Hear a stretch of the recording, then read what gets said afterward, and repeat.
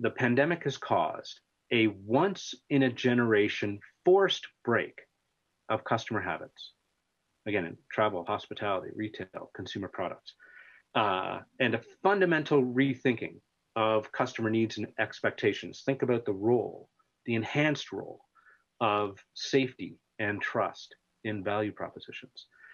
And the result is this blinding mix of havoc and innovation. So let's pile on. Let's pile on with continued uncertainty about society's ability to contain the disease progression, which in combination with the geopolitical machinations which Frank expertly described, drives a murky at best economic outlook. Add the necessity to reconfigure supply chains or to weigh changing sources and durability of advantages, or to reconsider the makeup and shape of corporate portfolios. That's a recipe for challenge, for change, and for some opportunity. And now that we're well past the initial shock and acute phase of the pandemic, enlightened executives, enlightened boards, I'm sure many of you out there are part of enlightened boards, they're confronting this challenge and the uncertainty head on. So how are they doing so? They're doing so by seeking the ground truth. They're doing so by embracing uncertainty and embedding it in their decision making. And that requires considering and weighing the impact of different, divergent possible futures. That's part of the lessons of what we've heard from both Frank and Janice to this point as well.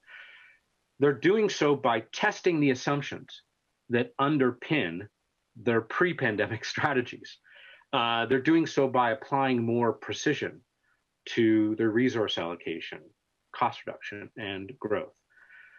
And they're doing so by moving with smart speed, which means knowing the difference between when you have to make fast decisions, which many of us faced at the beginning of the pandemic, and or where you have to move quickly, with where you may have or benefit from time.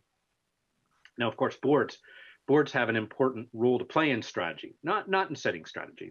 That's management's responsibility. But by contributing, provoking, and vetting wisely, and ultimately confirming confidently strategy. So how do boards do that? How do individual board members, how do all of you do that? Well, you do that by asking deliberate, not haphazard questions, because questions drive work. You do so by helping to extend management's time horizon, help management get out of the today into the future. You do so by demanding to see and weigh alternatives, and you do so by being smart about speed. And so, Richard, for me, the likelihood that you can just wait for the crisis to pass, or some version of past, in essence, to hibernate, for most on this call, that'd be foolhardy. The industries are changing. Customer needs are changing in front of us. Competitors are taking positions where they have the wherewithal, the financial resources, and the acumen and energy to do so.